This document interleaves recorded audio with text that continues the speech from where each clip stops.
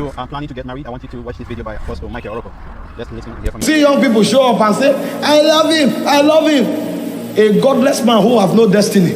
I love you, I cannot do without him. And they didn't write it. Who told you that you should marry who you love? If the person God chooses for you, you love him, that's good.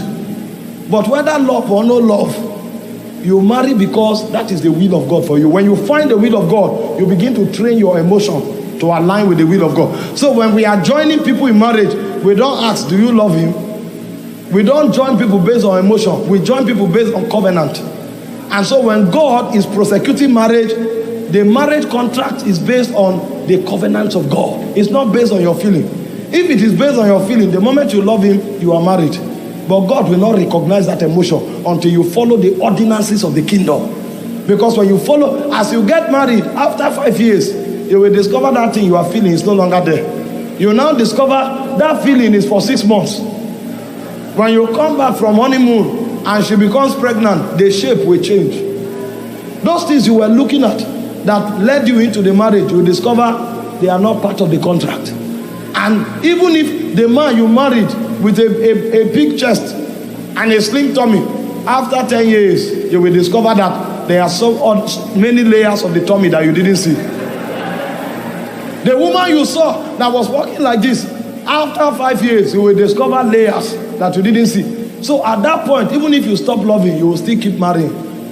Because the covenant is not based on emotion. It's based on the oracles of God.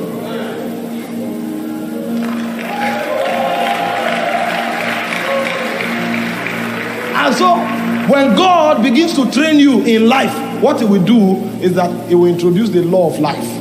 The law of life brings you to that point where, like Jesus in Gethsemane, you will say, not my will, but thine. Because you have come to understand that his will is superior to your will. Now, you can choose your own will. But if you choose your will that is not in alignment with his will, you will find the repercussion in eternity.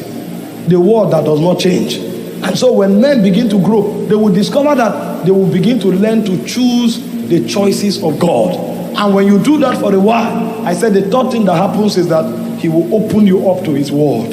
That's when discernment is activated.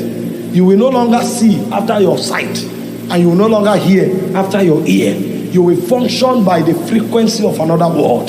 That realm will now open to you. That's when you become a wise man. A wise man is not a man that has facts. A wise man is a man that can peep into the crystals of the spirit and can determine what God is doing per time. And so in the olden times, when men are confused, they look for wise men. Wise men are not old men. Wise men are not young men. Wise men are men who can pick the frequency of God.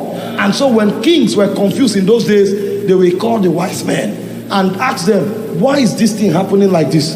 And men like Daniel will tell you, give us time.